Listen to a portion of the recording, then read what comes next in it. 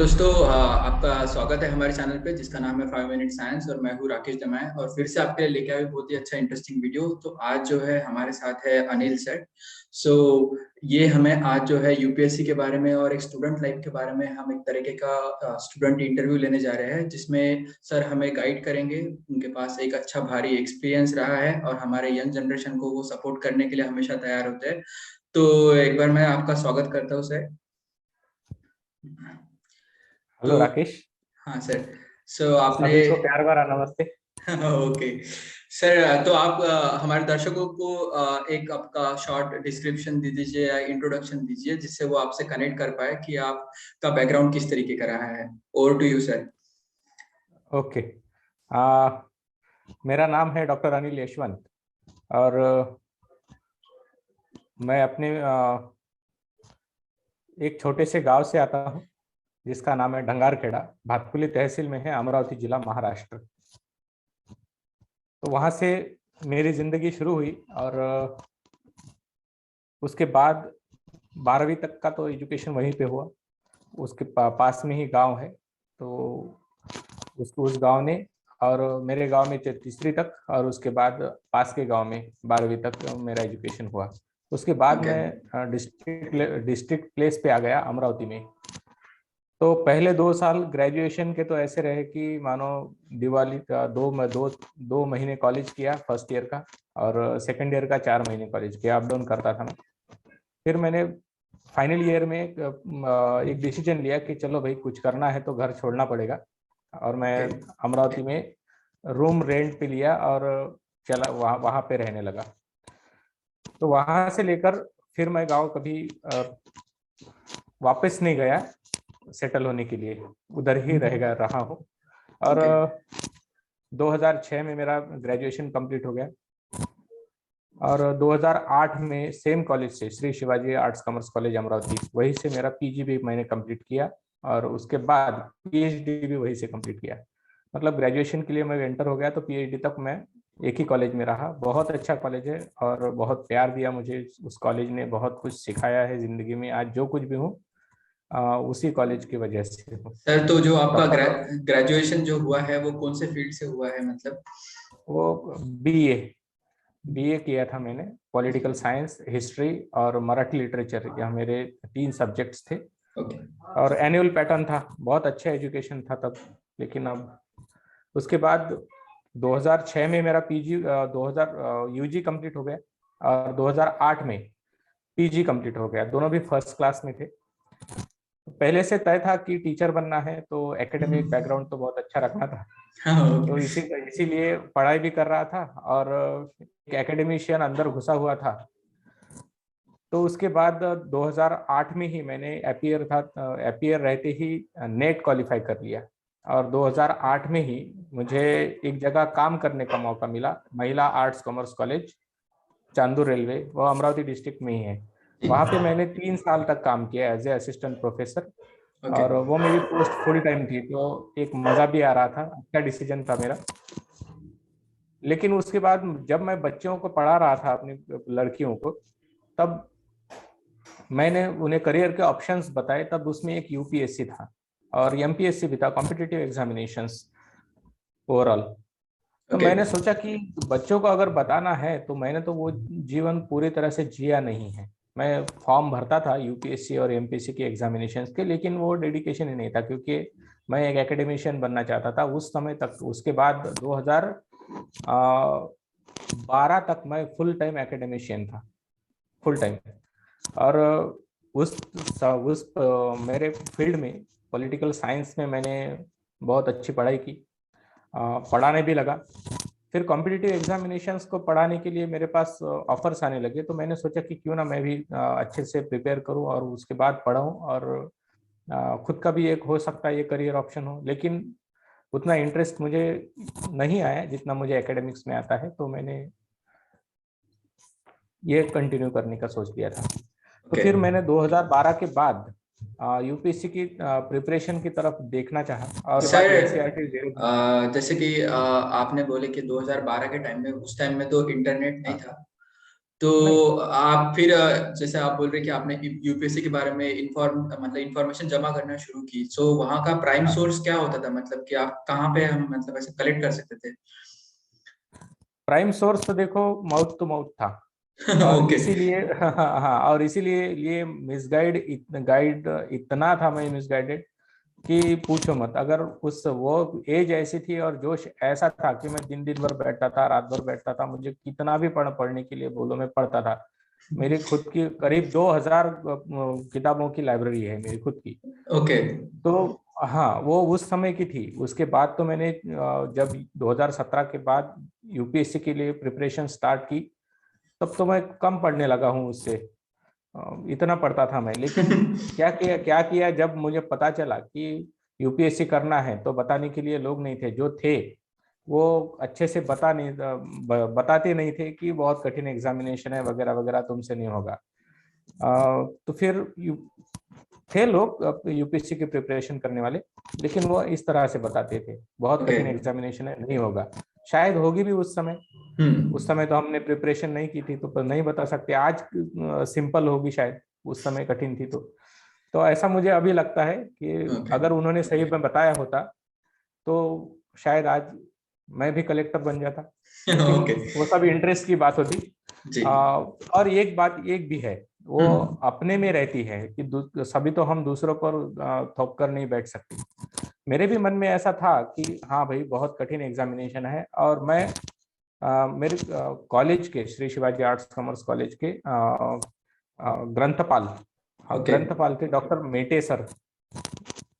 बहुत ही सुलझे हुए प्रोफेसर है। मैंने उनसे पूछा था कि सर, हमारी लाइब्रेरी में आईएएस की प्रिपरेशन के लिए कहाँ तक की किताबें हैं? तो वो बोल रहे थे ओके। कि आईएएस बनने तक की है और उसके बाद की भी नहीं। ओके। तो मैंने सोचा कि इतनी बड़ी एग्जामिनेशन और हमारा कॉलेज तो डिस्ट्रिक्ट लेवल का है, यहाँ पे कैसे किताबें हो सकती है, ये मेरे मन में तब था। हाँ। तो मेरी प्रिपरेशन में मुझे तकलीफ देने वाला था, क्योंकि मैंने एग्जामिनेशन को ओवर क्या बोलते हैं, डिफिकल्ट कर लिया था अपने आप के लिए। और इसलिए मैं प्रिपरेशन करते समय आसान रास्तों को नहीं अपना रहा था, और यही सबसे बड़ी गलती थी। हाँ, नहीं, मेरा प्लानिंग था कि मैं एकेडमिशियन बनूं, और मैं उस ओके। फील्ड में बहुत अच्छा कर रहा हूँ आज भी। हाँ। मैंने पीएचडी की हुई है, मेरे पास 6-7 रिसर्च पेपर पब्लिश्ड है। ओके। और मैं अच्छा कर रहा हूँ। मैं पढ़ाने जी। में, मेरे बच्चियां मुझे आज भी कॉल करती है, तो मैं, यह एक अच्छी बात है मेरे लिए, और ये प्रूफ भी है कि मैं अच्छा पढ़ाता हूँ। ओके। हाँ सर, सो सर जैसे कि अभी आप बोल रहे हैं कि मतलब यूपीएससी की जर्नी हम मतलब 2017 तक के आ गए, मतलब जहाँ पे आपका फर्स्ट ईयर था हाँ सीरियस पढ़ाई का, हाँ वहां से कंटिन्यू हाँ। करते थे? देख, हाँ देखिए, 2012 में मैंने सोचा था कि मैं करूंगा, मुझे जी। करना चाहिए। करूंगा या नहीं, 2012 में भी डिसाइड डिसाइड नहीं था, क्योंकि मैं एकेडमिशियन बनना चाहता था। और फिर मैंने फिर पीएचडी कंप्लीट कर ली 2017 में। मैं पूना गया, वहां पे मैंने फुल टाइम प्रिपरेशन स्टार्ट कर ली। और 2017 में ही, 17 से ही मैं 17, 18 और 19 मैंने मेंस का दी हुई है, तीनों की। तो इस तरह से मेरी वो जर्नी रही। पूना में मुझे जो एक्सपीरियंस मैंने लिया वो बहुत ही अच्छा था। अगर आपको ऐसी कोई जगह मिले जहाँ पर आपका एनवायरनमेंट हो पढ़ाई का, तो वहाँ पे आपकी पढ़ाई में चार चांद लग जाते हैं और आपकी संभावनाएं बढ़ जाती है। ओके। कि आप अगर घर में बैठकर या फिर ऐसी जगह पर प्रिपरेशन करने की प्रिपरेशन कर रहे हो कि जहाँ पे एनवायरनमेंट नहीं है, तो पुणे में एक एनवायरनमेंट है। तो वैसे ही एनवायरनमेंट जहाँ पे हो, वहाँ पे जाना अगर आपको जरूरी समझे आप, तो जाइए, तो कोई तो दिक्कत नहीं। सर जैसे कि आपने 2017 की जो पहली एग्जाम है यूपीएससी वाली, उसकी प्रीलिम्स क्लियर क्लियर की थी, तो हाँ सर जैसे कि फर्स्ट प्रीलिम्स का जो सफर है, जैसे आपको पता चला रिजल्ट आया और आप पास हो गए, तो उस टाइम आपको मतलब किस तरीके की फीलिंग या किस तरीके का कॉन्फिडेंस मतलब आप में था? जब पहली बार रिजल्ट आता है तो बहुत खुशी होती है हमें।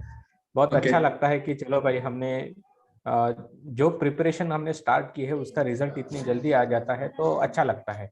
और उसके बाद एक खुद पर भरोसा भी जग जाता है कि हम ये कर सकते हैं। तो एक बहुत अच्छा अनुभव था, और खुद पर कॉन्फिडेंस बहुत ज्यादा बढ़ गया। तो सर जैसे कि आप, मैं भी इस साल मैंने फर्स्ट अटेम्प्ट दिया था, और मैं भी जब सेंटर पे गया था, तो सर उतने बच्चे जब वहां पर दिखते हैं हमें, अराउंड 200-300 बच्चे, तो उस बार फिर जैसा फिर हम उसके क्लासेस में चले जाते हैं, हमारे बेंच पे बैठते हैं तो अराउंड 30 बच्चे हमारे क्लास में होते हैं। तो हमें ऐसा लगता है कि इतना सारा मॉब जब हम देखते हैं तो इस तरीके से लगता है कि हम कैसे कहाँ स्टैंड करेंगे। तो इस तरह का जो प्रेशर वहां पर बनता है तो वो किस तरीके से हैंडल किया था सर आपने? हाँ, वो तो क्लास का तो एक प्रेशर होता ही है, वहां पे तो बच्चे दिखते ही है। लेकिन आप जहाँ पे पढ़ाई कर रहे होते हो, अगर आप बाहर है, पूना में है, दिल्ली में है, या फिर जयपुर में है, या फिर किसी भी जगह, ऐसी जगह है जहाँ पर बच्चे को एक साथ इकट्ठा प्रिपरेशन करते हैं, तो वो तो भीड़ तो हमारे जीवन का हिस्सा ही बनी हुई होती है, और वो कॉम्पिटिटिव एग्जामिनेशन का ही बनी हुई होती है। तो आपके सवाल का सेंस ये है, मुझे लगता है कि इतने सारे बच्चे प्रिपरेशन कर रहे हैं, मेरा रिजल्ट वहां पे आएगा या नहीं, मैं कहाँ पे स्टैंड करता हूँ। हाँ सर, हाँ। यह जो बात है वो हमें हर वक्त सताती रहती है, जब हम प्रिपरेशन स्टार्ट कर रहे होते हैं तब भी, जब हमने इंटरव्यू दिया हुआ है और रिजल्ट अवेटेड है तब भी। जब तक आपका फाइनल सिलेक्शन नहीं होता तब तक ऐसा कोई व्यक्ति नहीं है जो डरा हुआ नहीं रहता है एग्जामिनेशन से। तो वो डर आपको ये बताता है कि आप इंसान हो। अगर आप कहेंगे कि ओके। मुझे डर ही नहीं लगता, तो आप इंसान ही नहीं तो सर हो। यहाँ पर जो वो डर है वो हमारे मतलब फेवर में काम करता है या किस तरीके से मतलब काम करता है? डेफिनेटली डेफिनेटली, नेचुरली तो ऐसा है कि वो आपके फेवर में ही काम करता है, उसने आपके फेवर में काम करना चाहिए। अगर वो डर आप पर हावी होता है तो समझ लीजिएगा कि आप इस एग्जामिनेशन के लिए नहीं बने हो। ओके। तो सर एक मतलब उसे हाँ फिल्टर हाँ तरीके से यूज कर सकते हैं। तो हाँ हाँ। दर्शकों मैं आपको बताना चाहूंगा, जैसे सर ने बताया, हाँ, सर ने 3 बार जो है यूपीएससी की एग्जाम पास की है। तो आगे आने वाले सवाल जो है वो टोटली यूपीएससी बेस्ड होंगे। तो हम हमारा फर्स्ट क्वेश्चन अब सर से पूछते हैं। तो सर हमारा फर्स्ट क्वेश्चन ये है कि सर हमने खुद को कैसे कंफर्म करना चाहिए या चेक करना चाहिए कि हम ही एक राइट पर्सन है जो एक आईएएस बनना चाहिए या एक आईपीएस बनना चाहिए, इस तरीके के, या सिविल सर्विसेज के लिए प्रिपेयर करना चाहिए। तो खुद खुद को कैसे चेक करें मतलब? हाँ, देखिए ये बहुत महत्वपूर्ण सवाल है। जैसे कि मैंने पहले अपने इंट्रो में बताया था कि मुझे ऐसा लगता था कि इतनी बड़ी एग्जामिनेशन है, और मैं वो उसके लिए मेरे सर बता रहे थे कि हमारी लाइब्रेरी में, हाँ, 1 लाख से ज्यादा किताबें थी वहां पे, उस लाइब्रेरी में। आज तो उससे दुगनी हो गई होगी 10 सालों में। तो यह बात उनकी सही थी, लेकिन मेरा जो गैस था, जो जानकारी मेरे पास थी, जो यूपीएससी के बारे में मैंने फोबिया बना रखा था, वो गलत था। वैसे ही यह एक फोबिया है कि इतनी इलीट एग्जामिनेशन है, इलीट सर्विसेज के लिए एग्जामिनेशन है, इतनी बड़ी एग्जामिनेशन है कि कोई कहता है कि विश्व की दूसरी सबसे बड़ी, सबसे कठिन एग्जामिनेशन है, भारत की सबसे बड़ी कठिन एग्जामिनेशन है, और mother of all competitive examinations. Okay. तो हमारे मन में ऐसा लग रहता है कि बहुत हम इसके लायक है या नहीं। तो भाई मैं ये कहूंगा, आप चेक कैसे कर सकते हैं? तो चेक के लिए पैरामीटर्स ये हैं कि अगर आप एक नॉर्मल इंसान हैं, नॉर्मल इंसान, ओके। कि आप पढ़ लिख सकते हैं, आप चीजों को समझ सकते हैं, अगर आपको किसी ने बताया तो आप वो समझ सकते हैं, आप किसी को अपनी बात समझा सकते हैं, वो बोलकर, वो तो लिखने की कोई बात नहीं है, लिखना तो प्रैक्टिस से आ जाता है, वो कोई ओके। नहीं कह सकता कि मैं जन्म से लिख आया हूँ। Writing is an art. और ओके। आर्ट के बारे में एक बात हमेशा याद रखिए कि आर्ट सीखी जाती है, ओके। सीखी जा सकती है। हाँ, वो कोई जन्मजात नहीं होती है, और ना ही किसी का उस पर कोई ठेका होता है कि ये उसी का है, मेरा तो किसी और की बात नहीं है। आर्ट का मतलब है कि वो सीखना है हमें, वो सीखी जाती है और सीखना ही है। राइटिंग एक स्किल है, पहले तो आपको राइटिंग स्किल सीखनी है, उसके बाद आपको अपनी स्पीड में डेवलप करनी है और उसे मेंटेन रखना है। ये दोनों भी बातें आपकी राइटिंग की आ जाती है। तो इन शॉर्ट तो सर ऐसा बोला पहला जाए और कि, आखिरी पैरामीटर। हाँ हाँ, कि ऐसे जैसे कि मैंने सर यूपीएससी का जो नोटिफिकेशन है उसमें भी पढ़ा था कि आप मतलब एक इंडियन सिविलियन, अच्छे वेल इन्फॉर्म सिविलियन हो, एक भारत के अच्छे नागरिक हो, तो आप ये एग्जाम मतलब दे सकते हैं, ऐसा एक पॉइंट उसमें मुझे दिखा था सर। हाँ हाँ, सही है सही है। वेल इन्फॉर्म तो आपको बनना है। प्रिपरेशन मतलब क्या है? तो जो यूपीएससी ने वेल इन्फॉर्म कहा है, वह जी। वो आपको बनना है, वो ओके। आपकी जर्नी है। जब वो यूपीएससी के लेवल के आप बन जाएंगे, जैसा उसे चाहिए, तब आपका सिलेक्शन हो जाएगा। कोई बात नहीं है, आप एक नॉर्मल है, नॉर्मल इंसान ही हम्म। रहिए और सिलेक्ट हो जाइए। ओके। हाँ, आपका सिलेक्शन हो जाने के बाद आपको एक फील आ जाएगा कि now I am not a normal person, I am N elite. Okay. तो वो भी नहीं आने देनी चाहिए। मैंने अपने जीवन में कुछ ऐसे अधिकारी दिखे हैं जो रिटायर्ड हैं और काम कर रहे हैं आज भी लोगों के लिए, और डाउन टू अर्थ है, बहुत ही डाउन टू अर्थ है रिटायरमेंट के बाद भी। तो ओके। वो तो सर्विस में थे तब भी उन्होंने वैसा ही काम किया था, आज भी वैसे ही है। तो वो ऐसी कोई बात नहीं रहती। जो ऐसे बन जाते हैं वो लोगों के लिए काम नहीं करते, वो खुदगर्ज तरह के ऐसे अधिकारी बनते हैं। तो सर वैसे हमारा आप मत बनिएगा, खुद रहो। ओके। सो एंट्री पॉइंट मतलब एक ही कि हम एक वेल इन्फॉर्म एजुकेटेड लोग रहे, हमें सब सब कुछ पढ़े समझे और उसे बस नहीं, इम्प्लीमेंट। वेल एजुकेटेड, मैं फिर ये मोटे बड़े बड़े शब्द मैं यूज नहीं करना चाहूंगा, ना ही ओके। उसकी जरूरत है। हाँ, तो वेल एजुकेटेड का मतलब क्या होता है? अगर आपने 12वीं पास की है तो आप 12वीं पास है, और 12वीं आपने पढ़ी है, उसमें एक अच्छा बुरा कुछ नहीं होता। अगर आपने पास की है तो पास की है, वो 35% से की है या फिर आपने 100% से की है, वो बात मेरे लिए मायने नहीं रखती। ओके सर, हम बढ़ना हाँ, चाहेंगे और यूपीएससी, सेकंड। मैं ही क्यों, हाँ, मैं हाँ। आपको रोकना चाहूंगा, यूपीएससी भी मायने नहीं करती। तो अगर आपने 35% से ग्रेजुएशन किया है तो आप ग्रेजुएट हो, यस और सर। उसके लिए कोई परसेंटेज का कोई पैमाना ही नहीं है। हाँ सर, यूपीएससी ने मतलब सबसे अच्छा, मुझे एक ही अच्छा लगा जो पॉइंट अट्रैक्ट किया कि मतलब ये सभी को अपॉर्चुनिटी देती है फिर से खुद को सिद्ध करने का, राइट। मतलब इसमें कोई बैरिकेडिंग, अदरवाइज 60% का क्राइटेरिया रहता है मैक्सिमम एग्जाम में गवर्नमेंट के। हाँ, बैंकिंग में तो रहता है। जी। सर बढ़ते हैं सेकंड क्वेश्चन की ओर। Sir okay. सर तो राइट टाइम क्या होगा हमें यूपीएससी प्रिपरेशन में, मतलब डाइव करेंगे कि कोई बच्चे मतलब बचपन से सोच के रखते हैं, कोई मतलब 10th के आफ्टर इसके बारे में, 12वीं के बारे में, कोई ग्रेजुएशन के बाद, कोई जॉब के बाद। तो यहाँ पर बहुत सारे मल्टीपल ऑप्शन है जंप करने के, तो क्या सही तरीका है या टाइम है सर इसके लिए?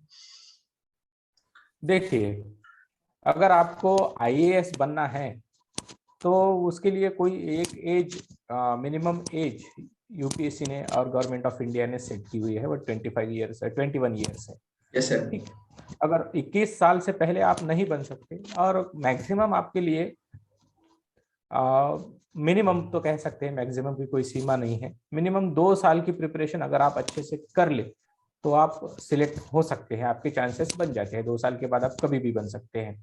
कुछ लोगों को 3 साल लगते हैं, कुछ 4 लगते हैं, कुछ 5 लगते हैं, कुछ 6 साल भी लगते हैं, उससे ज्यादा भी लगते हैं अगर आपको चांस है तो उसके मैक्सिमम के लिए तो कोई सीमा नहीं है, 2 साल में आप बन सकते हैं। देखिए, एग्जामिनेशन इतनी कठिन नहीं है कि आप अपना बचपन, अपनी जवानी पूरी उसी के नाम कर दो, कोई जरूरत ही नहीं है। ओके। हाँ, तो कोई कोई जरूरत नहीं है, और ना ही आपको इतनी इंफॉर्मेशन चाहिए कि आपको पूरी की पूरी दुनिया मालूम हो। सर देखिए, मैंने कुछ एग्जामिनेशन में, हाँ, इंटरव्यूज सुने थे टॉपर्स के, जैसा उन्होंने बोला था कि मतलब हम 11वीं और 12वीं के जो हमने सब्जेक्ट सिलेक्ट किए थे वो इस तरीके से सिलेक्ट हाँ, किए थे कि हमें यूपीएससी के सिलेबस में जो थे, ताकि उसमें हाँ, हेल्प मैं हो। आने वाला हूँ उस जी। टॉपिक पर। जी। लेकिन ये यहाँ तो हो गया एक एग्जामिनेशन के बारे में कि एग्जामिनेशन इतनी टफ नहीं है कि आप पूरा का पूरी अपनी जिंदगी उसी के नाम कर दो। लेकिन अगर आपको ऐसा लगता है कि आपकी स्कूलिंग में, आपको लगता है स्कूलिंग के टाइम के आपको यूपीएससी ही करना है, आपने डिसाइड कर लिया है, तो मैं कहूंगा कि कुछ एक्स्ट्रा मत कीजिए यूपीएससी के लिए, नहीं तो आप पेपर सॉल्व करते बैठोगे, कुछ कोई जरूरत नहीं। अपनी स्कूलिंग पे ध्यान दीजिए और अपने अप्रोच पे ध्यान दीजिए। भारत के बारे में जानिए, भारत के बारे में समझिए, लोगों के बारे में समझिए, लोगों के बारे में जानिए। एग्जामिनेशन में बहुत ज्यादा इंफॉर्मेशन चाहिए ऐसा नहीं है, ओके। ऐसा नहीं है, बहुत ज्यादा इंफॉर्मेशन नहीं चाहिए आपको। सर मैंने आपको बहुत वो चाहिए एक एक सुलझा, हाँ, फेमस लाइन यहाँ फेमस है सर यूपीएससी के लिए कि वो अंडर द सन, मतलब जो भी है, मतलब ये एक डायलॉग बहुत फेमस चलता है जो बच्चों नहीं, में। ये बहुत ही ये गलत अप्रोच है। मैं ये नहीं, आपको कौन बताएगा कि, कौन कहता है कि ओपन हार्ट सर्जरी करनी है आपको? वो तो आप एमबीबीएस में, एमडी ओके। में पढ़ते हैं, जो वो ओके। सर्जन होते हैं, आप तब तब वो पढ़ते हैं। वो यहाँ पे कहाँ भी पूछा जाता है? उसके उससे बहुत बड़ी है दुनिया यूपीएससी से। यूपीएससी एक छोटा सा पार्ट है दुनिया का, और उसका सिलेबस है, वो सिलेबस के ओके। बाहर नहीं जाती है यूपीएससी। हाँ, सिलेबस के बाहर, सिलेबस को अगर हम 100 मानकर चले तो 110 तक जाती है। 10% हम सब ये कहें कि मेंस और प्रीलिम्स में और हमारी इंटरव्यू में, ये तीनों भी स्टेजेस में इंक्लूड कर रहा हूँ, तो वो आपके सिलेबस से 10% से ज्यादा डेविएट हो सकती है, उससे ज्यादा नहीं। ओके सर, हाईली हाँ काफी वैल्यूएबल हाँ जी, पॉइंट है सर ये वाला। मतलब 110% कुछ नया मुझे मिला सर, मुझे भी सीखने मिला इससे, हाँ मतलब अच्छा लगा। हाँ। ऐसा ऐसे नहीं है कि यूपीएससी 100% अपने सिलेबस पर स्टिक रहती है। तो वो तो अभी हम इस साल के प्रीलिम्स में देखिए, कोई कहेगा कि वो पॉलिटी का सवाल था, लेकिन वो पॉलिटी का सवाल नहीं था, वो तो लॉ के स्टूडेंट के लिए आने वाला सवाल था। लॉ हमारे सिलेबस में है ही नहीं। वो कह हाँ, रहे थे कि हाँ वो कौन सा वो केसेस के बारे में सवाल पूछा था। तो फिर राइट स्टेज फिर सर ऐसा होगा कि मतलब अगर वेल अवेयर है तो ज्यादा हाँ फोकस हाँ, मतलब वो इसमें। हमारा अधूरा अधूरा रहेगा वो पॉइंट। हम्म, अगर आपके स्कूलिंग के समय आपको लगता है 12वीं तक कि आपने यूपीएससी की प्रिपरेशन करना है, कलेक्टर बनने का आपने सोच रखा है, तो आप अपनी स्कूलिंग पे ध्यान दीजिए, अपनी हॉबीज पे ध्यान दीजिए, और अपने आप को एक सुलझा हुआ व्यक्ति बनाने की कोशिश कीजिए तभी से। तो आपको नॉलेज से ज्यादा मेरा ध्यान रहता है हमेशा अप्रोच पर। ओके। सॉरी, हमारी हाँ हमारा हमारा अप्रोच डेवलप होना चाहिए। हमें चीजों को अलग अलग नजरिए से देखने की आदत होनी चाहिए। देखिए, गांधीज्म एक अलग बात है, आम्बेडकरिज्म एक अलग बात है, हम्म, और उसके बाद मार्क्सिज्म एक अलग बात है। अगर इन तीनों को एक ही सवाल दिया जाए तो इसके 3 जवाब निकल कर आएंगे। हाँ सर, उनके इंटरप्रिटेशन के हिसाब हाँ से लोग अपने अपने हिसाब हाँ, से अलग उनके अलग। इंटरप्रिटेशन के हिसाब से। हाँ, तो आपको यूपीएससी में क्या करना है, अपना यह सब डेवलप अगर आपको करना है तो ये इजम्स आप पढ़िए उस समय, ये बहुत आपको काम आएंगे। और मुझे लगता है कि यूपीएससी में विदाउट प्रैक्टिसिंग सिंगल क्वेश्चन, मैं पहली अटेम्प्ट में गया था, मैंने घर पे कोई भी प्रैक्टिस नहीं की थी बिफोर हैंड। मैंने सबसे पहला निबंध अपना एग्जामिनेशन हॉल में लिखा था 2017 में, और वो ओके। उसमें मुझे 115 मार्क्स आए थे। और ओके। वो क्यों आए थे? हाँ, तो उसके लिए ये कारण ही ये है कि मैंने ये जो है मेरा अच्छे से डेवलप था पहले से। ये सब इजम्स मैंने अच्छे से पढ़ रखे थे पॉलिटिकल साइंस के लिए। तो सर यहाँ पे हम्म, मतलब ऐसा नहीं कि मतलब जब हमें मतलब एक पॉइंट पे, जैसे कि 12th एक तरीके का सही स्टेप हो सकता है कि जब हम ग्रेजुएशन सिलेक्ट कर रहे हैं तो क्योंकि हम 3 साल उसमें देने वाले हैं तो हाँ शायद वहां से हाँ, हम स्ट्रीमलाइन करें उसे, ऐसा कुछ। Right right. हाँ, अगर आपने यह भी पॉइंट है ना कि अगर मैंने हम्म, कहा कि आपको 12वीं के बाद से लगा 12वीं तक आपके स्कूलिंग एज में लगता है कि आपने ऐसा करना चाहिए, तो करना है, तो हम्म, आप इस तरह से अपने स्कूलिंग डेज के साथ डील कीजिए। और जब आप ग्रेजुएशन के लिए जा रहे हैं तो मैं नहीं कहूँगा कि केवल आप ग्रेजुएशन के लिए बीए, क्या बीए ही एक अच्छा ऑप्शन है यूपीएससी के लिए। वो तो साइंस बैकग्राउंड के लिए बैकग्राउंड हो आपका तो भी चलता है, इंजीनियरिंग हो तो भी चलता है, डॉक्टरी हो तो भी चलता है, कोई भी हो। तो सबसे ज्यादा तो सिलेक्शन इंजीनियरिंग और डॉक्टरी, ओके। मेडिकल फील्ड के स्टूडेंट्स का है।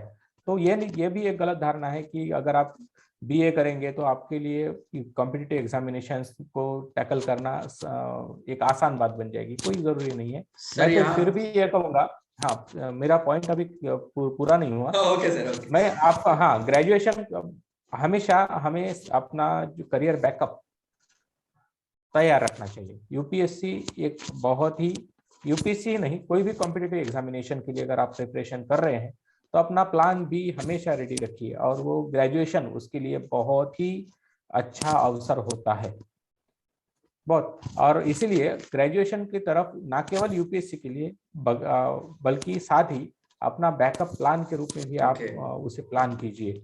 और उसके बाद एक बात और ध्यान में रखिए कि अगर आप यूपीएससी नहीं क्लियर कर पाए, आप हो जाएंगे, यह अपना मेरी शुभकामनाएं हैं, लेकिन फिर भी अगर नहीं हुए हैं तो यह इसका मतलब ये नहीं है कि आप नकारा, निकम्मे और फालतू के आदमी हो। लेकिन इस एग्जामिनेशन की खासियत ऐसी है कि आप अगर आप में सब क्वालिटीज हैं तो भी आपका सिलेक्शन होगा ही, इस बात की कोई गारंटी नहीं है, ओके। कोई भी गारंटी नहीं है। मैं अभी देखिए हमारे महाराष्ट्र की है मधुकर कोटवे सर, मैं उनका बहुत बड़ा फैन हूँ, कितना नॉलेज है उनका, लेकिन वो नहीं कर पाए यार क्लियर। क्या वो नकारा निकम्मे हैं ऐसा कह सकते हैं? Yes failure sir. है ऐसा कह सकते हैं? ये नहीं। अपने जीवन में वो बहुत ही सक्सेसफुल आदमी है, बहुत ही सक्सेसफुल, पूरा जीएस अकेला आदमी पढ़ाता है भाई। 2 ऑप्शनल पढ़ाते हैं और सीसेट ओके। भी पढ़ाते हैं, और सब कुछ करने के बाद भी, इतना नॉलेज होने के बाद भी वो उनकी रैंक नहीं आई, वो यूपीएससी नहीं क्लियर कर पाए। तो यह इस एग्जामिनेशन की खासियत यह भी है कि आप अगर फेल हो जाएंगे तो आप गाइड करेंगे लोगों ओके। को। तो अगर आपका करियर बैकअप प्लान नहीं भी बनाए तो आप यूपीएससी को ही अपना बैकअप प्लान भी बना सकते हो। इतनी बड़ी एग्जामिनेशन है।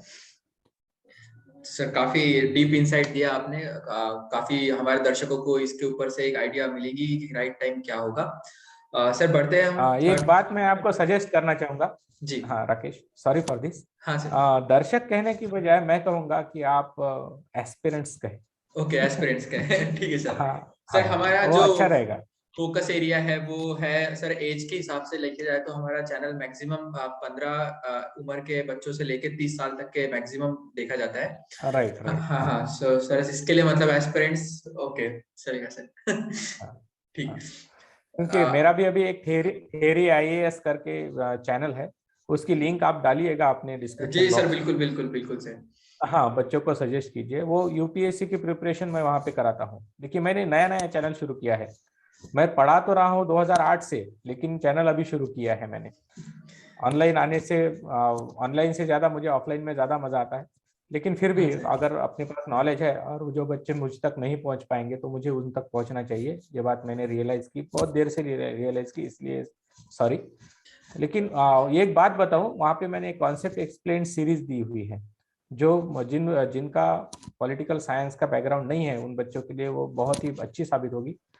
इस एग्जामिनेशन में मैंने 6 वीडियो डाले थे प्रीलिम्स के पहले, 2021 की प्रीलिम्स के पहले।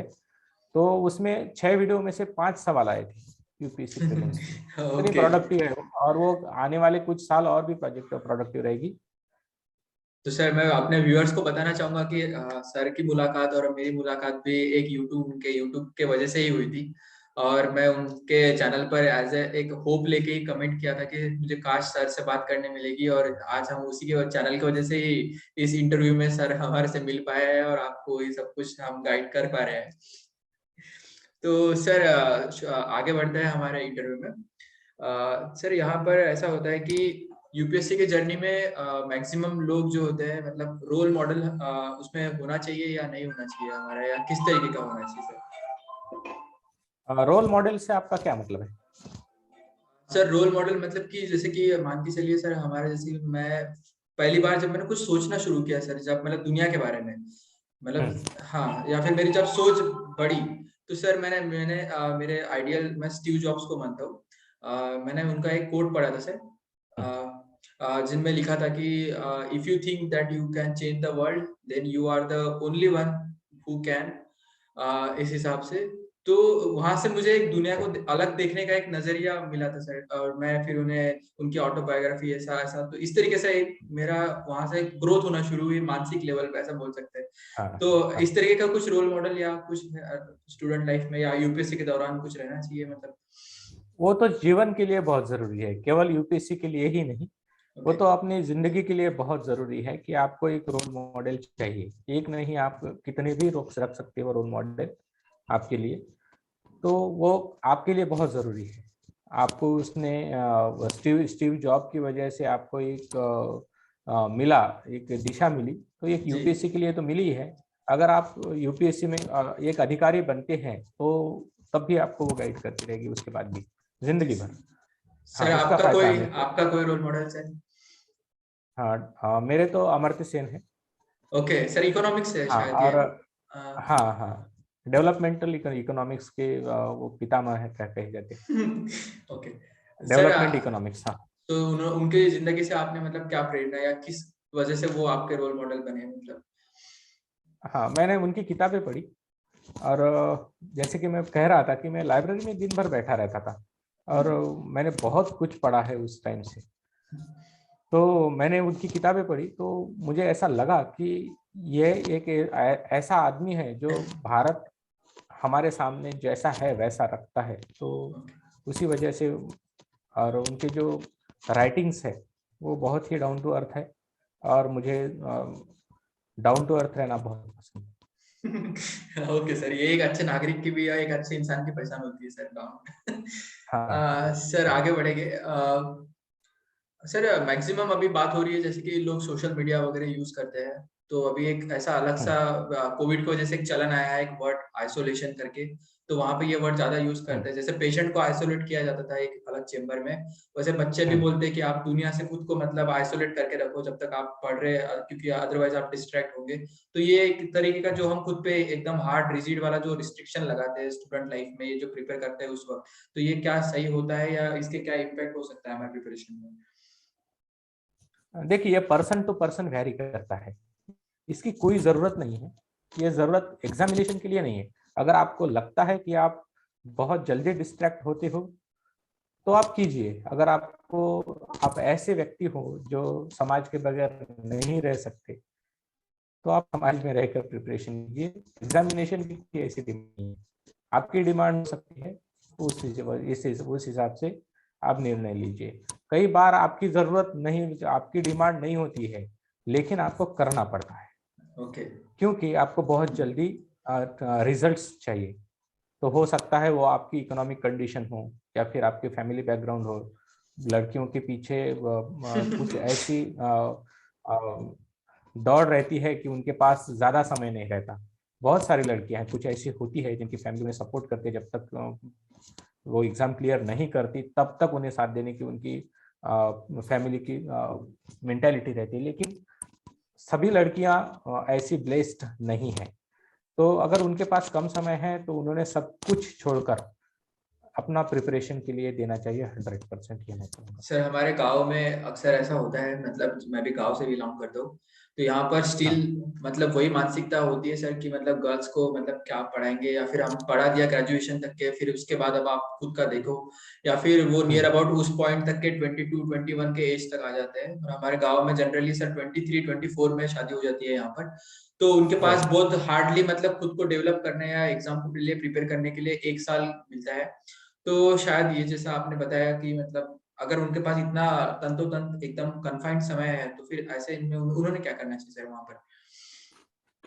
हाँ, पहला तो करना चाहिए कि अपनी प्रिपरेशन स्टार्ट कर दे विदाउट वेटिंग। और साथ ही अपने पेरेंट्स को भी उन्होंने कन्विंस करते रहना चाहिए। और अपना डिसीजन उन्होंने अगर कुछ ठानी है तो वो उसी अंदाज में परिवार के साथ अगर डिस्कस किया जाए तो परिवार को हो सकता है कि वो जल्द ही कन्विंस हो जाए। लेकिन कन्विंस करने के सिवाय आपके पास तो कोई और ऑप्शन नहीं है बराबर। रास्ता नहीं है। और हाँ। सर फैमिली अगर एक बार ऐसा हो बोला जाता है कि मतलब उनका सपोर्ट थोड़ा सा भी रहा तो वो हमारे लिए एकदम मतलब एक रिलीफ तरीके का, और उनके इसमें बहुत हमें बहुत बड़ा रिलीफ होता है वो। उससे ज्यादा तो बड़ा रिलीफ और कोई हो ही नहीं सकता आपके लिए। आपकी फैमिली आपकी एसेट रहती है, और उसके बाद जब आप क्लियर करते हो एग्जामिनेशन तो आप फैमिली की एसेट बन जाते हो। क्या वो ओके। 360 180 डिग्री का वो चेंज रहता है फिर। एक तरीके का सर ढाल की तरह काम करते हैं मतलब। हाँ हाँ, राइट राइट।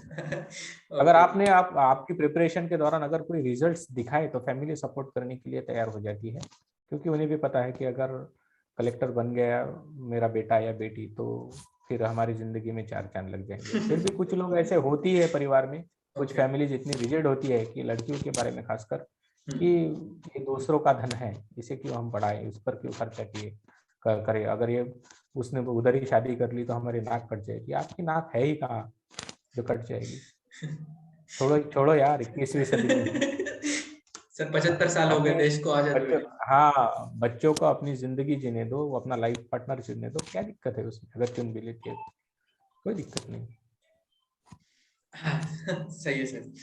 सर बढ़ते हैं नेक्स्ट क्वेश्चन की ओर। सर जैसा हम यूपीएससी में पढ़ाई कर रहे हैं, मतलब तो एक नॉर्मल रूटीन जो होता है सुबह से लेकर शाम तक का, तो वो किस तरीके का होना चाहिए? मतलब उसमें कौन सी बेसिक इसेंशियल चीजें होना ही चाहिए, मतलब ये तो चीजें चाहिए ही चाहिए ऐसा हम बोले, तो क्या हैबिट्स होनी चाहिए जिस तरीके की मतलब? अब देखिए, आपके दिन में से आपने 6 से 8 घंटे अगर आप पढ़ाई कर लेते हो तो आपका दिन बहुत अच्छा जाता है। 6 से 8 दिन। तो अभी ऐसा तो नहीं है कि हाँ फिक्स कोई रूटीन कि यही फॉलो करो और आप यूपीएससी क्लियर हो जाओगे, ऐसा कोई फॉर्मूला नहीं है। खाली आपने 6 से 8 घंटे मन लगाकर, दिल लगाकर पढ़ना चाहिए। जो चीजें आपने कर रहे हैं आप, तो वो दिल लगाकर करनी चाहिए। पूरी शिद्दत से, ईमानदारी से 6 से 8 घंटे पढ़िए और बाकी अपने काम कीजिए, अपने आप को समय दीजिए। सर यहाँ बाकी कुछ नहीं। पर बेसिक जैसा बोले कि उसमें अगर रूटीन में बात करेगा तो हमारा खाना भी उसमें आता है, हमारी स्लीप उसमें आती है, उसमें हमारी एग्जैक्टली। मॉर्निंग हैबिट्स, हम घूमने जाते हैं बाहर एक्सरसाइज करते हैं, वो भी आता है। तो ये चीजों हाँ में मतलब कितना कितना टाइम डिवोट करे, या ऐसा मतलब एक रफ हाँ, आइडिया। देखिए देखिए, अगर अच्छा आपको पूरा का पूरा दिन का चाहिए हाँ जी तो सर, 6 से 8 घंटे आपको आपको अगर आपने अगर पढ़ाई को दे दिए हैं और 24 घंटे है तो बाकी का समय आपके लिए है। आप, मैं कहूँगा कि 8 घंटे की नींद लीजिए, अच्छी नींद लीजिए। 1 घंटा अपने आपको दीजिए एक्सरसाइज के लिए, कम से कम 1 घंटा तो आपको चाहिए। अगर आप एक्सरसाइज नहीं करते हैं तो आपकी पढ़ाई भी नहीं होगी और नींद भी नहीं होगी। आप उलझे हुए रहेंगे अपने ही अंदर के अंदर खुद में, क्योंकि आपकी बॉडी सपोर्ट नहीं करती है आपको, ना बैठने में सपोर्ट करती है, ना कंसंट्रेशन में सपोर्ट करती है। कहीं पर भी आपकी बॉडी आपको सपोर्ट नहीं करेगी अगर आपने 1 घंटा नहीं दिया खुद के लिए तो। ओके। 1 घंटा खुद के लिए दीजिए और 3 दिन के बाद आपका अपना परफॉर्मेंस देखिए, आपका कंसंट्रेशन अच्छा हो जाएगा, आपको समय पर नींद आएगी, आप समय पर जागेंगे। नहीं तो आप सवेरे सवेरे जब आप उठेंगे तो आपको ऐसा लगेगा कि और थोड़ी देर सोना चाहिए और थोड़ी देर सोना चाहिए, क्योंकि पिछले दिन भी आपकी बॉडी ने एक्सरसाइज नहीं की थी और आज भी आप मोटिवेटेड नहीं है, प्रिपेयर्ड नहीं है कि आज आपको एक एक्सरसाइज करनी है। तो आपको एक थकान सी रहेगी, पूरे दिन भर आपकी बॉडी दुखती रहेगी, आपको पेन होता रहेगा, आपको ये मालूम नहीं पड़ेगा, लेकिन आपको आपका आउटपुट है वो आएगा ही नहीं आपके पास। और उसके बाद 8 से 10 घंटे के बाद 8 घंटा पर 7 से 8 घंटे आपने नींद ले ली। उसके बाद आपने 1 घंटा ये दे दिया आपने आपके लिए, और अपने बेसिक जो आपकी रिक्वायरमेंट्स है, आपकी नेचर्स कॉल वगैरह वगैरह प्रिपेयर होना है आपको, तो उसके लिए आपने 1 घंटा दे दिया। और शाम को आपने दोस्तों के साथ अगर एक घूम कर आ गए, कोई ऐसा टाइम हो, तो उसके लिए आप 1 घंटा दे दीजिए। मतलब चाय पीना हो गया आपका, आपका रिफ्रेशमेंट हो गया, आपका खाने के लिए आप 1 घंटा दे दीजिए, दोनों भी टाइम का मिलाकर। तो यह सर टाइम बाकी जाने के बाद बाकी जो बचता है वो उसमें खाली पढ़ाई होनी चाहिए। सो इसमें आपको मैं दो चीज पूछना चाहूंगा, जैसे कि सर एक शुरुआत बोलते हैं कि जैसे कि दिन की शुरुआत हो वैसे ही दिन होता है, अगर मॉर्निंग सक्सेसफुल हुई तो दिन सक्सेसफुल होगा। तो जैसे कि शुरुआत का जो 1 घंटा होता है सर, और जो हम सोते वक्त जो आखिरी का हमारा 1 घंटा होता है, तो ये किस तरीके का होना चाहिए मतलब। 1 1 घंटा किस लिए चाहिए आपको? ओह सर, मतलब नींद जैसे से जागने के कि लिए नहीं नहीं या फिर सोने के लिए? सर। 1 घंटा की कोई जरूरत नहीं होती है। हाँ, अगर आप कह रहे हैं कि आपका वापस दिन मतलब वो आपको प्लान रूटीन करना है, रूटीन में आने के लिए, मतलब कि एक वो कनेक्ट हम फील करा सके नहीं पहले इतना दिन। इतना टाइम नहीं लगता हम। ओके। हाँ, ये एक नॉर्मल इंसान है, हम इतना टाइम नहीं लगता हमें, ना सोने के लिए ना जागने के लिए। फिर वही कहूंगा कि अगर आप 1 घंटा एक्सरसाइज करते हो तो ये दोनों चीजें आपकी विद इन 5 मिनट आएंगी। नींद से जागेंगे आप 5 मिनट में, और 5 मिनट में ही आप सो जाएंगे। अच्छे से काम करती है हमारी बॉडी की क्लॉक, अगर उसे सही चीजें मिल जाती है काम करने के लिए।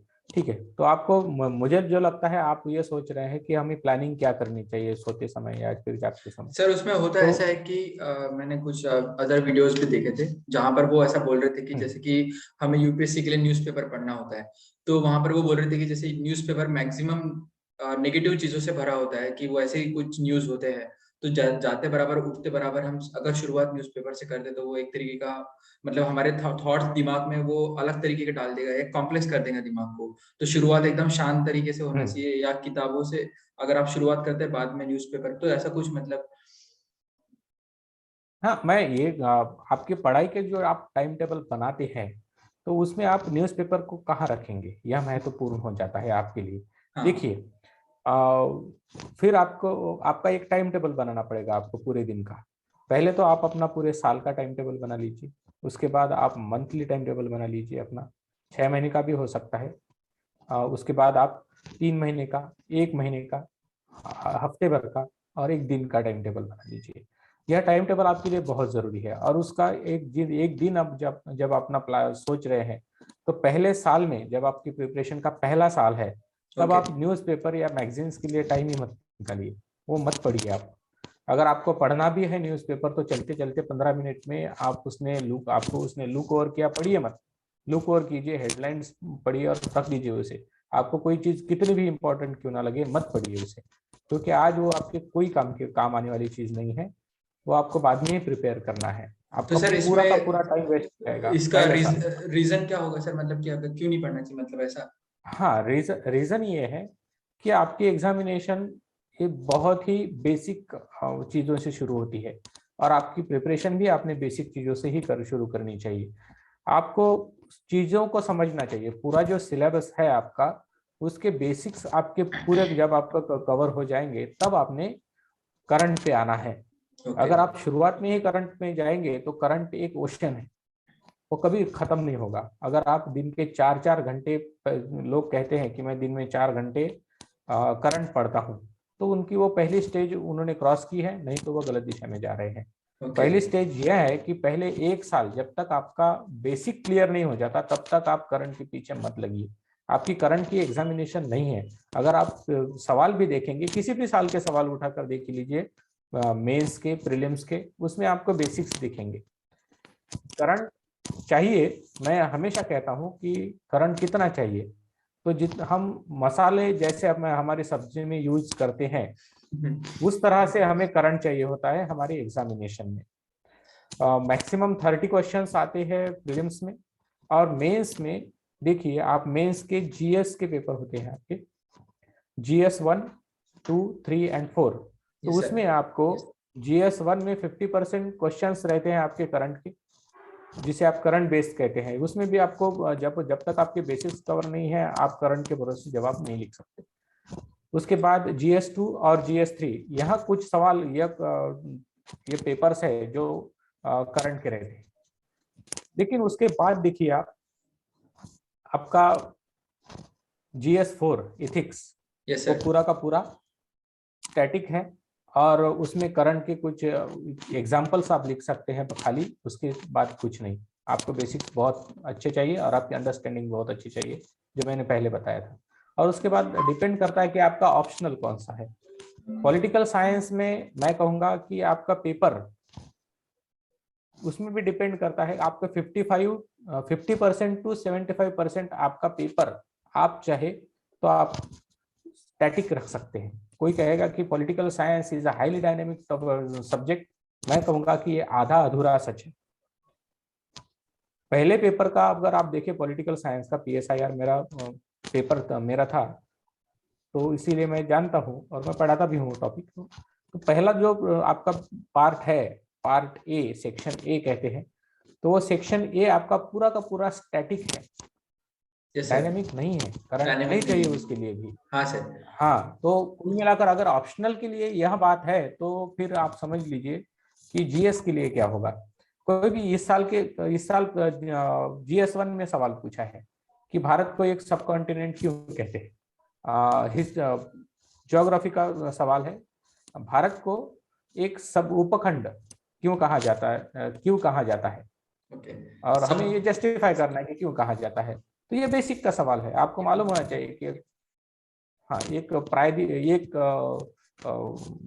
कॉन्टिनेंट किसे कहते हैं, और उसी हिसाब से अगर सब कॉन्टिनेंट कहते हैं तो क्यों कहते हैं। इतना बेसिक सवाल है जिसका करंट से कोई संबंध नहीं है, और ये मेंस का यूपीएससी का ही सवाल मैंने आपको बताया था, जो 3 दिन पहले यूपीएससी ने पूछा है।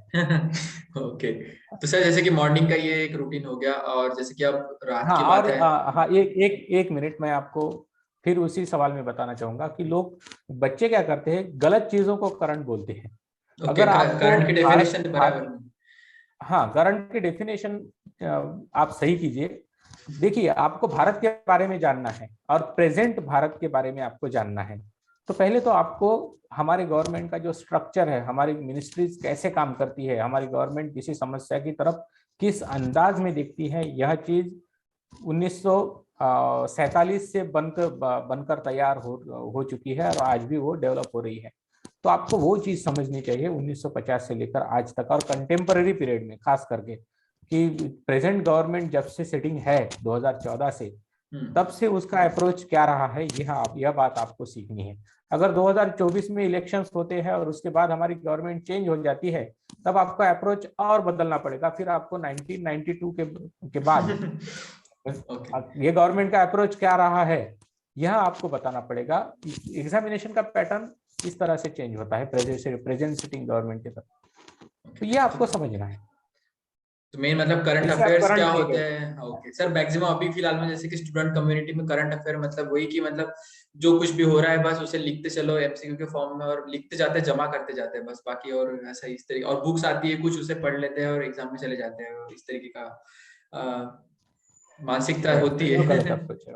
ओके सर, हाँ इवनिंग की जब बात की जाए जैसे कि रात में, तो हम बोलते हैं कि मतलब जो नेक्स्ट डे है हमारा वो सक्सेसफुल होगा या उसकी शुरुआत सही होगी, ये एक दिन पहले ही डिसाइड हो जाता है रात में हम क्या विचार लेके सोए हाँ हैं, या तो उस टाइम कुछ कुछ मैंने सर टॉपर्स सुने थे, उन्हें वो कुछ महान लोगों की बुक्स या उनके कुछ 15 मिनट 10 मिनट पढ़ा करते थे, तो एक तरीके का उनके दिमाग में फिर वो चीजें रह जाती थी और रात भर वो प्रोसेस होती थी, तो ये कुछ ऐसा कुछ होता है या इसके ऊपर लास्ट 15 मिनट 20 मिनट सोने के पहले क्या करना चाहिए, मतलब इस तरीके का? देखिए, फिर मैं कहूंगा इस बारे में कि ये वैरी करता है पर्सन टू पर्सन। जी आपको क्या मोटिवेट करता है? कुछ लोगों को अपने माता पिता की तस्वीर वो रूम में लगा कर रखते हैं, कोई अपने रोल मॉडल होते हैं तो उनकी तस्वीर लगा कर रखते हैं, उनकी किताबें पढ़ते हैं, कोई अपने माता पिता से बात करता है तो उन्हें अच्छा लगता है, दोस्त के साथ बात करता है अच्छा लगता है, गर्लफ्रेंड बॉयफ्रेंड हो उसके साथ बात करके अच्छा लगता है। वो okay person to person vary करता है, वो कोई एक बात नहीं कह सकते कि ये कर लो और आप मोटिवेट होते रहोगे। और आपने तो जो साल का प्लान किया है, आपने 6 महीने का, 1 महीने का, एक हफ्ते का, एक दिन का प्लानिंग किया है, आपके सारे दिन उसी प्लानिंग के हिसाब से प्लान करने चाहिए कि आपने कौन सा टारगेट अभी रखना है। वो कोई सोते समय डिसाइड करने की बात नहीं है, वो सोते समय सिर्फ हमें खुद को रिमाइंड करना है कि कल हमें ये करना है। और हो ओके सके आप अगर आप लाइब्रेरी में जाते हैं तो कल के लिए जो आपने प्लानिंग की हुई है उसके बुक्स आपने अपने बैग में आज ही भर कर रख दीजिए, आपका काम आसान हो जाएगा सवेरे सवेरे। हाँ सर, मतलब पहले से प्री डिसाइडेड रहेगा तो हमें ज्यादा सोचना नहीं पड़ेगा हाँ हाँ, नेक्स्ट डे। आपका दिन, हाँ सोचने की जरूरत ही नहीं होनी चाहिए, आपका दिन प्लानिंग से होना चाहिए। और ये जो आप प्रिपरेशन कर रहे हैं वो बहुत ही डेडिकेटेड प्रिपरेशन है, ये कोई आलतू फालतू काम नहीं है कि आप टाइम पास करने के लिए कर रहे हैं तो और विदाउट प्लानिंग करेंगे। ये काम, ये चीजें नहीं होनी चाहिए, आपको आपका प्लानिंग ही करना है, आपको डेडिकेटेडली प्रिपेयर करना है। एक तो कीजिए नहीं तो छोड़ दीजिए, बीच का कोई भी रास्ता मत रखिए। तो सर बढ़ेंगे नेक्स्ट क्वेश्चन की ओर। सर कभी कभी जो हम, जैसे आपने बताया अभी टाइम टेबल हमें बनाना चाहिए और हम टारगेट बनाते हैं वीकली डेली, तो सर कभी ऐसा होता है कि हमारा टारगेट पूरा नहीं हो पाता है किसी वजह से, तो हम एक तरीके से गिल्ट में आ जाते हैं कि मैंने ऐसा क्यों किया या मैं क्यों नहीं कर पाया है ये सब कुछ, और हम खुद को कोसना शुरू करते हैं, तो यहाँ पर क्या बोलना चाहेंगे सर आप?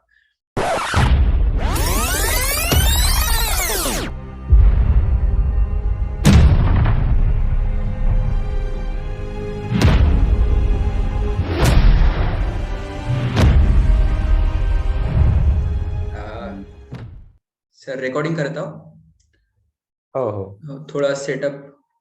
ओके हाँ हाँ, ठीक आहे ना, जे करायचं आहे ते करून घ्या। हाँ ओके ठीक। माझी पिक्चर क्वालिटी आहे व्यवस्थित? हो सर।